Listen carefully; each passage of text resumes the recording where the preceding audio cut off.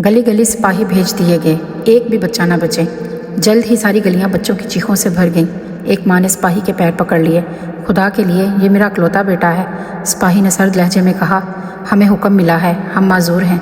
तलवार चली और ज़मीन लाल हो गई। कौम मदीन पर अल्लाह का अजाब नाजिल हो चुका था। बाजार खामोश थे, घर उजड़ चुके थे और जुल्म की वो सरजमीन इबरत बन चुकी थी। लेकिन ज़मीन पर जुल्म का बाब अभी भी ख़त्म नहीं हुआ था। अब एक और खित्ता, फ़िरऔन की सरजमीन मिस्र, जुल्म, तकब्बुर और खुदाई के दावे से गूंज रही थी।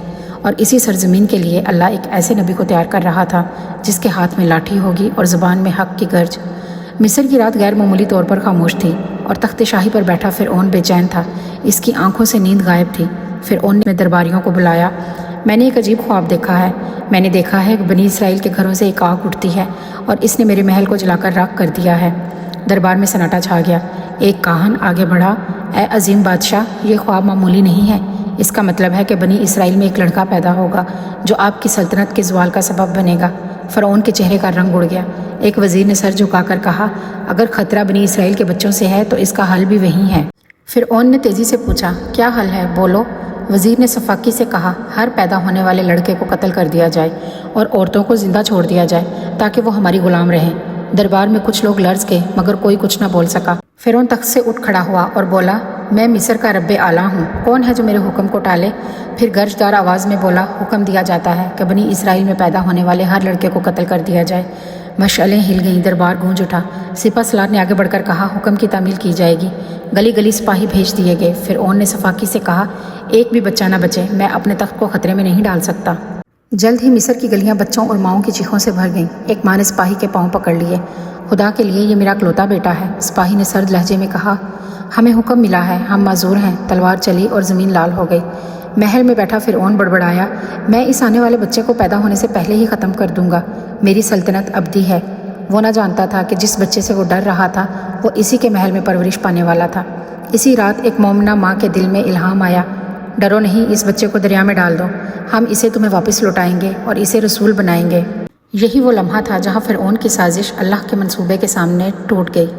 मिस्र की रात खामोश न थी, हवा में खौफ बसा हुआ था। गलियों में फ़िरऔन के सिपाहियों की कदमों की आवाज़ें थीं और बनी इसराइल के घरों में सांसें रोकी जा रही थीं। ये वो रात थी जिस रात एक माँ के दिल में खौफ और यकीन इकट्ठे उतरे थे।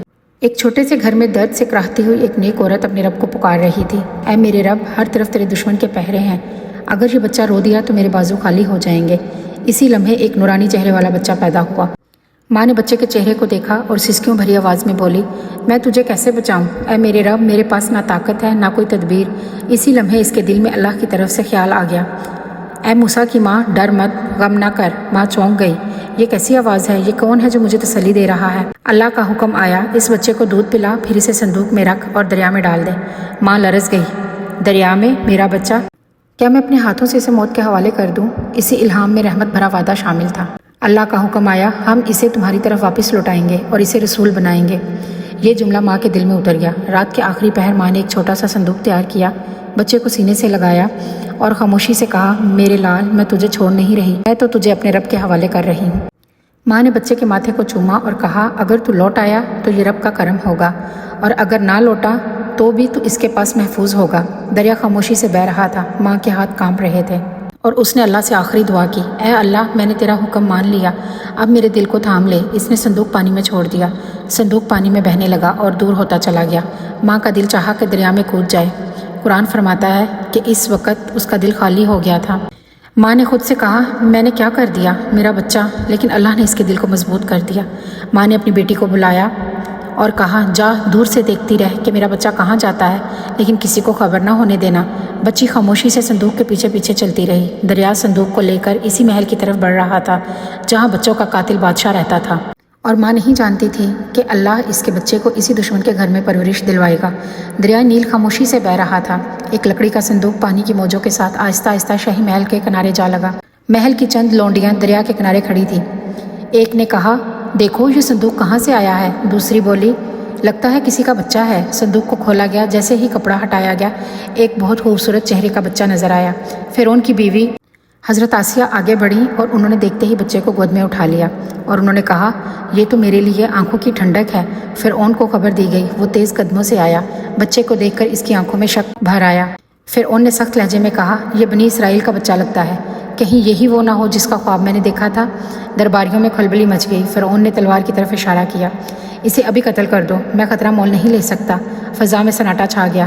اسی وقت حضرت آسیہ فوراً آگے آ گئی اور بچے کو سینے سے لگا کر بولی، نہیں، اسے قتل نہ کرو۔ فرعون چونکا، کیوں؟ یہ دشمن کی نسل ہے۔ حضرت آسیہ نے نہایت حکمت سے کہا، یہ میرے اور تمہارے لیے آنکھوں کی ٹھنڈک ہو سکتا ہے، کیا خبر یہ ہمیں فائدہ دے اور ہم اسے اپنا بیٹا بنا لیں۔ فرعون نے طنزیہ ہنسی کے ساتھ کہا، کیا تم ایک بچے سے میری سلطنت بچانے کا مشورہ دے رہی ہو؟ میں رب اعلیٰ ہوں، مجھے کسی بچے سے کوئی خطرہ نہیں۔ پھر رک کر بولا، ٹھیک ہے، اسے زندہ رہنے دو، لیکن یاد رکھو یہ میرا نہیں، تمہارا ہے صرف۔ اور یوں اللہ کا فیصلہ فرعون کے حکم پر غالب آ گیا۔ وہی بچہ جس کے خوف سے فرعون نے ہزاروں بچوں کو قتل کروا دیا تھا، آج اسی کے محل میں محفوظ ہو گیا۔ لیکن عجیب بات یہ تھی کہ بچہ کسی عورت کا دودھ نہیں قبول کر رہا تھا۔ لونڈیوں نے کہا، یہ بچہ دودھ نہیں پی رہا۔ فرعون جھنجھلا اٹھا، اگر یہ بچ گیا تو کسی عورت کو بلا کر دودھ پلاؤ۔ اسی وقت ایک بچی آگے آئی جو کہ حضرت موسیٰ علیہ السلام کی بہن تھی اور سادگی سے بولی، کیا میں آپ کو ایک ایسے گھر کا پتہ بتاؤں جو اس بچے کی اچھی پرورش کر سکتا ہے؟ اور حضرت آسیہ نے کہا، ہاں، فوراً مجھے وہاں لے چلو۔ اور یوں اللہ تعالیٰ کا وعدہ پورا ہونے لگا۔ وہ ماں جس نے بچے کو دریا میں ڈالا تھا، اب شاہی حکم سے اسے اپنی گود میں واپس لینے والی تھی۔ مصر کی دھوپ تیز تھی۔ فرعون کی سلطنت میں ظلم اپنے عروج پر تھا اور بنی اسرائیل کی حالت اس سے بھی زیادہ سخت تھی۔ حضرت موسیٰ علیہ السلام جوان ہو چکے تھے، طاقتور، نڈر اور عادل دل کے مالک تھے۔ ایک دن حضرت موسیٰ علیہ السلام مصر کی گلیوں میں پھر رہے تھے کہ ان کی نظر ایک مصری آدمی پر پڑی جو ایک بنی اسرائیل کے غلام پر ظلم کر رہا تھا۔ وہ مصری زور سے بولا، چپ رہو، اگر تم نے ہل کر بھی دیکھ لیا تو تمہاری جان خطرے میں ہے۔ بنی اسرائیلی غلام ڈر کے ساتھ بولا، برائے مہربانی مجھے چھوڑ دیجیے۔ حضرت موسیٰ علیہ السلام نے فوراً قدم بڑھایا اور غصے سے کہا، کیا تم اسے مار رہے ہو؟ یہ تمہارے لیے حق نہیں؟ کیا تمہیں اللہ کے عذاب کا خوف نہیں؟ مصری نے حضرت موسیٰ علیہ السلام کی طرف دھمکی دی، تم کون ہو کہ میری بات کاٹ رہے ہو؟ کیا تم فرعون کے خلاف بولنے کا حوصلہ رکھتے ہو؟ حضرت موسیٰ علیہ السلام نے ایک لمحے کے لیے سوچا اور پھر مصری پر ہاتھ اٹھا دیا اور اسی لڑائی میں وہ مصری مر گیا۔ بنی اسرائیل کے غلام نے حضرت موسیٰ کی طرف دیکھا اور خوف اور حیرت سے کہا، تم نے اسے مار دیا؟ اب فرعون جان جائے گا۔ حضرت موسیٰ نے ڈرتے ہوئے کہا، میں نے اسے جان بوجھ کر نہیں مارا، بلکہ ظلم کے خلاف کھڑا ہوا، کاش کہ کوئی اور رستہ ہوتا۔ چند دن بعد خبر فرعون تک پہنچ گئی۔ فرعون نے حکم دیا، موسیٰ تم نے مصر کے آدمی کو مارا ہے۔ دربار میں لوگ سر جھکائے بیٹھے تھے، لیکن حضرت موسیٰ علیہ السلام دل میں ہمت جمع کی اور انہوں نے پرعزم لہجے میں کہا، اللہ کی راہ میں کوئی خوف نہیں، صرف انصاف کی بات تھی۔ حضرت موسیٰ علیہ السلام نے سمجھ لیا کہ فرعون کے محل میں اب ان کے لیے کوئی حفاظت نہیں۔ رات کے اندھیرے میں وہ دروازے سے نکل گئے اور صحراؤں کی طرف بڑھنے لگے۔ حضرت موسیٰ علیہ السلام نے اپنے دل میں کہا، اب وقت آ گیا ہے کہ میں اپنے رب کی حفاظت پر بھروسہ کروں اور دشمن کے ہتھ کنڈوں سے بچ کر نئے راستے تلاش کروں۔ جب وہ ریتیلی زمین پر چل رہے تھے، ایک قریبی آدمی نے پوچھا، تم کہاں جا رہے ہو موسیٰ؟ فرعون کے لوگ تمہیں ڈھونڈ رہے ہیں۔ حضرت موسیٰ علیہ السلام نے پرعزم آواز میں کہا، میں انصاف اور اللہ کی رہنمائی کے لیے جا رہا ہوں۔ فرعون کے ظلم کے سامنے سر جھکانا میرا مقصد نہیں۔ آدمی نے سر ہلایا اور چپ ہو گیا، کیونکہ وہ جان گیا تھا کہ یہ نوجوان صرف خوفزدہ نہیں بلکہ اللہ کے مقصد سے روشن ہے۔ حضرت موسیٰ علیہ السلام فرعون کے ظلم سے بچ کر مدین کی زمین پر پہنچے۔ صحرائی ریت کے درمیان ایک چھوٹا سا شہر تھا جہاں پانی کے کنویں اور گائے پالنے والے لوگ رہتے تھے۔ ایک دن حضرت موسیٰ علیہ السلام کنویں کے قریب آئے تاکہ پانی پئیں اور تھوڑی دیر آرام کریں۔ کنویں کے کنارے ایک بزرگ آدمی حضرت شعیب علیہ السلام اپنی بیٹیوں کے ساتھ گائے پانی پلاتے تھے۔ حضرت موسیٰ علیہ السلام نے احترام سے کہا، السلام علیکم، کیا میں بھی پانی لے سکتا ہوں؟ حضرت شعیب علیہ السلام نے مسکراہٹ کے ساتھ کہا، وعلیکم السلام بیٹے، یہاں سب کے لیے پانی ہے۔ حضرت موسیٰ علیہ السلام نے دیکھا کہ کچھ آدمی اپنی گائیں کنویں میں لے جا رہے ہیں اور حضرت شعیب علیہ السلام ان کی رہنمائی کر رہے ہیں۔ حضرت موسیٰ علیہ السلام نے دل میں سوچا، یہ آدمی بڑا نیک اور منصف معلوم ہوتا ہے، شاید میں یہاں کچھ وقت گزار سکوں اور سکون حاصل کر سکوں۔ کنویں کے قریب ہی کچھ نوجوان لڑکیاں اپنی گائیں لاتی، لیکن کچھ نوجوان مرد ان کی گائے چرنے کے عمل میں رکاوٹ ڈال رہے تھے۔ حضرت موسیٰ علیہ السلام نے فوراً قدم بڑھایا اور غصے سے کہا، آپ لوگ کیوں لڑکیوں کو روک رہے ہیں؟ یہ انصاف کے خلاف ہے۔ حضرت شعیب علیہ السلام نے حضرت موسیٰ کی طرف دیکھا اور کہا، بیٹے تم کون ہو؟ ہمارے کام میں مداخلت کر رہے ہو؟ ہم اپنے قبیلے کی روایت کے مطابق یہاں کا نظام رکھتے ہیں۔ حضرت موسیٰ علیہ السلام پرعزم اور عاجزی کے ساتھ بولے، میں صرف انصاف کے لیے بات کر رہا ہوں اور اللہ کی رضا کے لیے صحیح راستے پر کھڑا ہوں۔ کیا میں لڑکیوں کی مدد کر سکتا ہوں؟ حضرت شعیب علیہ السلام نے مسکراتے ہوئے کہا، بیٹے یہ تمہارا دل صاف اور نیک ہے، ہاں تم ان کی مدد کر سکتے ہو۔ حضرت موسیٰ علیہ السلام نے لڑکیوں کی گائیں کنویں سے نکال کر انہیں پانی پلایا اور وہ خوش ہو کر اپنے گھروں کی طرف روانہ ہو گئیں۔ بعد میں حضرت موسیٰ علیہ السلام حضرت شعیب علیہ السلام کے سامنے بیٹھ گئے۔ حضرت شعیب علیہ السلام نے ان سے کہا، بیٹے تم فرعون کے ملک سے آئے ہو، تمہاری آنکھوں میں خوف اور ہمت دونوں نظر آ رہے ہیں۔ حضرت موسیٰ علیہ السلام نے عاجزی سے کہا، جی ہاں، میں فرعون کے ظلم سے بچ کر یہاں پہنچا ہوں میری قوم پر بہت ظلم ہوا اور میں نے اپنی جان خطرے میں ڈال کر انصاف کی کوشش کی، مگر اب یہاں پناہ لینا چاہتا ہوں۔ حضرت شعیب علیہ السلام نے آنکھیں اٹھا کر شفقت سے کہا، بیٹے تمہاری نیت صاف اور دل پرجوش ہے، اگر تم چاہو تو ہمارے یہاں رہ سکتے ہو اور ہمارے گاؤں میں گائیں چرانے اور لوگوں کی مدد کرنے کے ذریعے سکون بھی پا سکتے ہو۔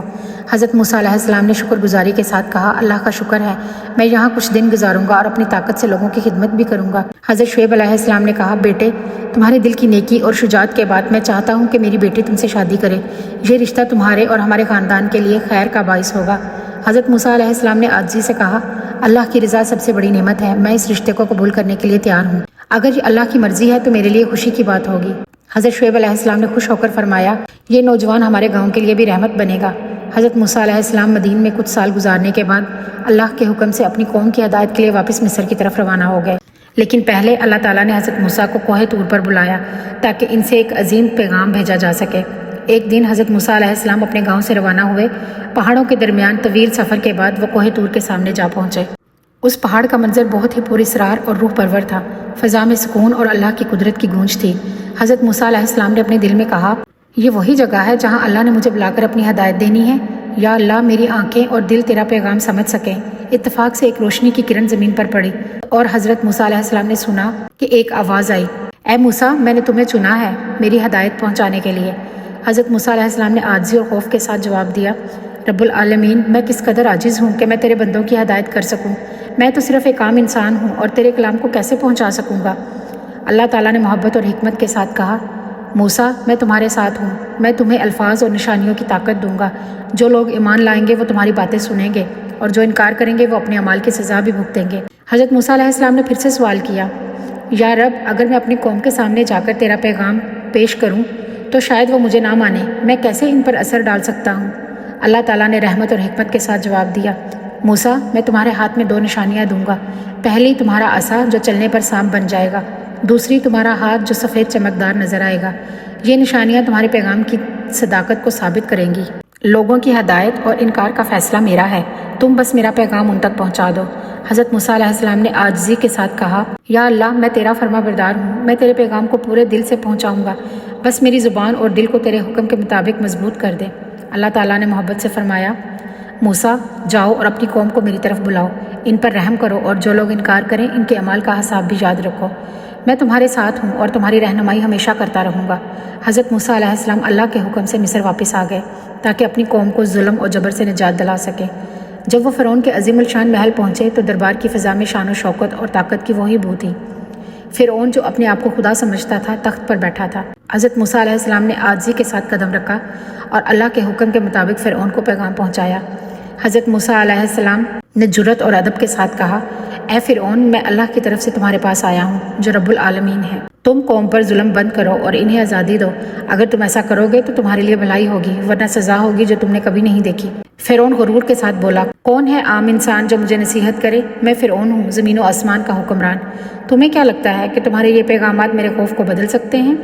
حضرت موسیٰ علیہ السلام پورے اعتماد لہجے میں بولے، میرا رب تمہیں نہیں بلکہ تمہارے اعمال کو بھی دیکھ رہا ہے۔ اللہ کا حکم ہے کہ ظلم و ستم ختم کیا جائے اور سچائی کی راہ اختیار کی جائے، یہ صرف تمہارے لیے نصیحت نہیں بلکہ تمہاری قوم کے لیے رہنمائی ہے۔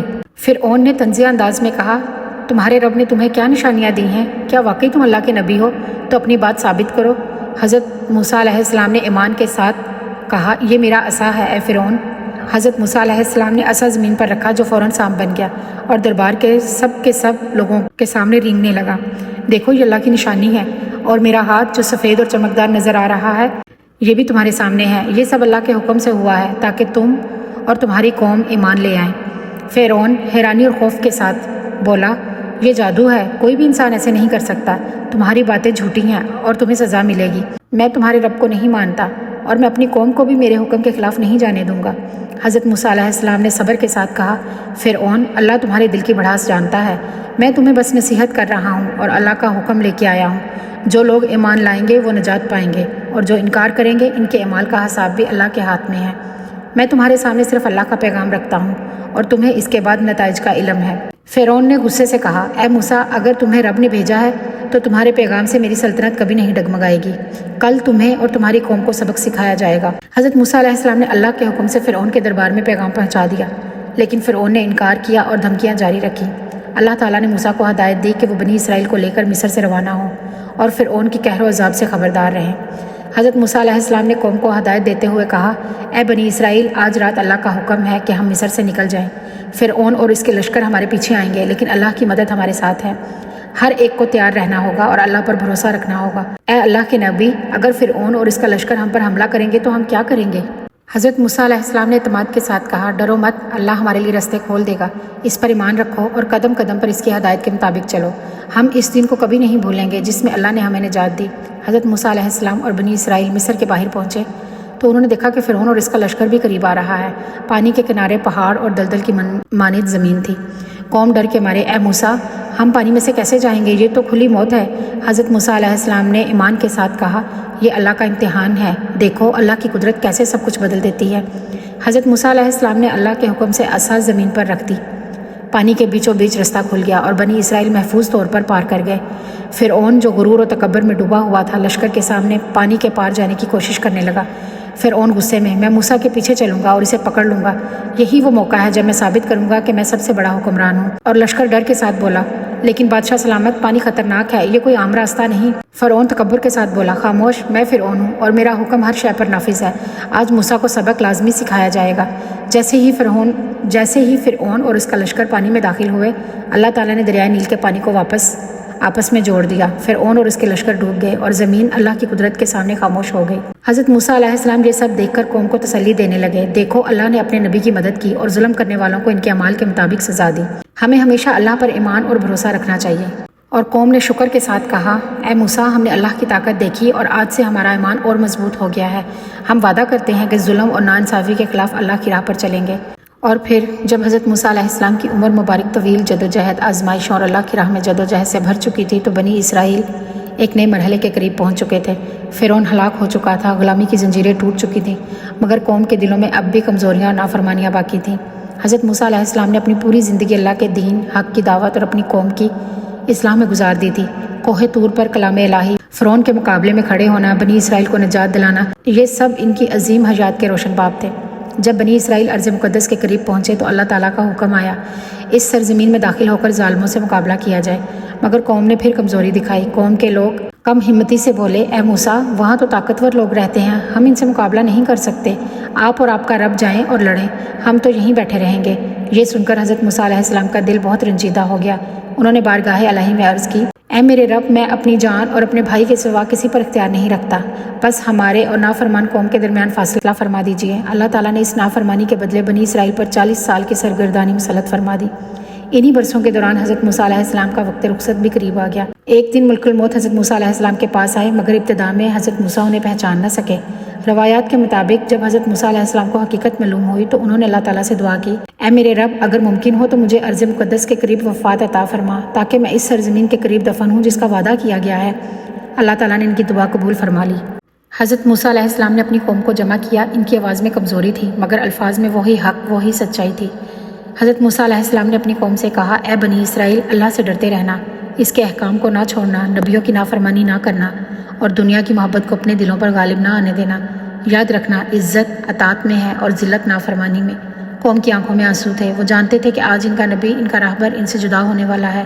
پھر وہ وقت آ گیا جب حضرت موسیٰ علیہ السلام نے اللہ کی رضا پر سر جھکا دیا۔ نہ کوئی شاہانہ محل، نہ تخت، بس ایک عظیم نبی اللہ کے حضور حاضر ہو گیا۔ حضرت موسیٰ علیہ السلام کی وفات ارض مقدس کے قریب ایک مقام پر ہوئی اور ان کی قبر کو اللہ تعالیٰ نے مخفی کر دیا تاکہ لوگ قبر پرستی میں مبتلا نہ ہو۔ رسول اکرم صلی اللہ علیہ وسلم نے فرمایا ہے، اگر میں وہاں ہوتا تو تمہیں موسیٰ کی قبر دکھاتا جو سرخ ٹیلے کے قریب ہے۔